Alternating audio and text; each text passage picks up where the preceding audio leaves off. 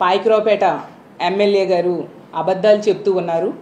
వాటిని ఖండించడం కోసం మీ ముందుకు రావడం జరిగింది. ఆ ఫార్మా కంపెనీలో జరిగిన దారుణం నిజంగా చాలా దురదృష్టకరం. 17 మంది చనిపోయారు, 41 మందికి గాయాలయ్యాయి. గతంలో ఎన్నో ప్రమాదాలు జరిగినా కూడా ఎప్పుడూ జరగనటువంటి విషాదం చోటు చేసుకుంది. కానీ ఈ విషాదంలో ఆ బాధితులకి ప్రాణాలు కాపాడడంలో కానీ, అలాగే క్షతగాత్రుల్ని అంబులెన్సుల్లో తీసుకెళ్లడంలో కానీ, ఆ కంపెనీ యాజమాన్యం మీద చర్యలు తీసుకోవడంలో కానీ ఈ రాష్ట్ర ప్రభుత్వం పూర్తిగా విఫలమైంది. అలాగే తీసుకుంటే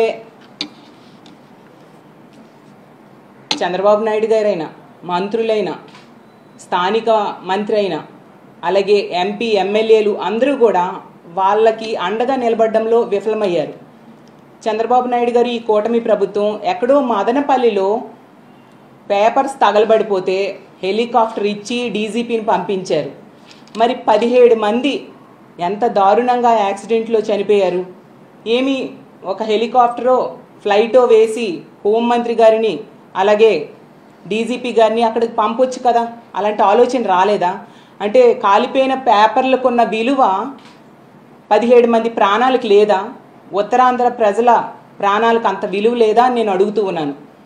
అలాగే తీసుకుంటే పాయకరావుపేట ఎమ్మెల్యే గారు, ఆవిడ ఎంతసేపు కూడా జగనన్నని తిట్టడం కోసమే ఆవిడ టైం వెచ్చిస్తారు తప్ప ఎక్కడా బాధ్యతగా తనకిచ్చిన బాధ్యతని నెరవేర్చడం మనం చూడలేదు. ఎంతమంది చనిపోయినా కూడా చంద్రబాబు నాయుడు గారు పరామర్శకు వెళ్ళాక ఒక ఉన్నత స్థాయిలో సమీక్ష చేయాల్సిన అవసరం లేదా? రాష్ట్ర స్థాయిలో సమీక్ష చేశారా?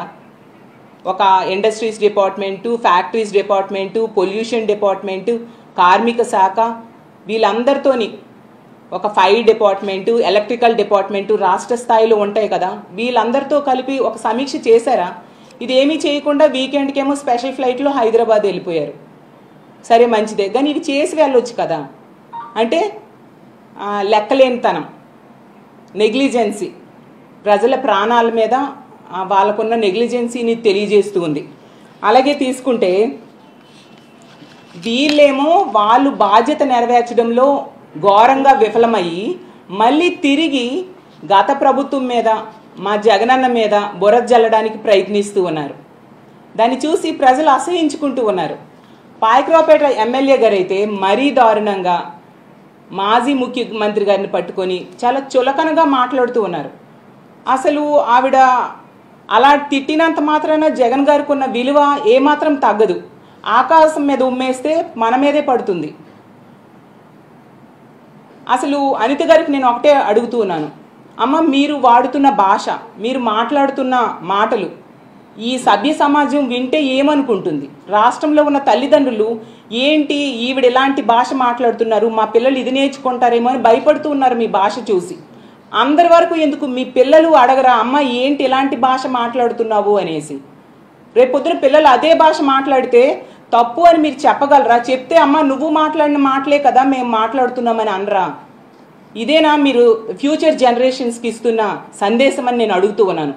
అలాగే తీసుకుంటే సీఎం గారిని పట్టుకొని అరే నువ్వు సీఎం ఏంటి, సీఎంనే కదా మనోడు ఏంటది?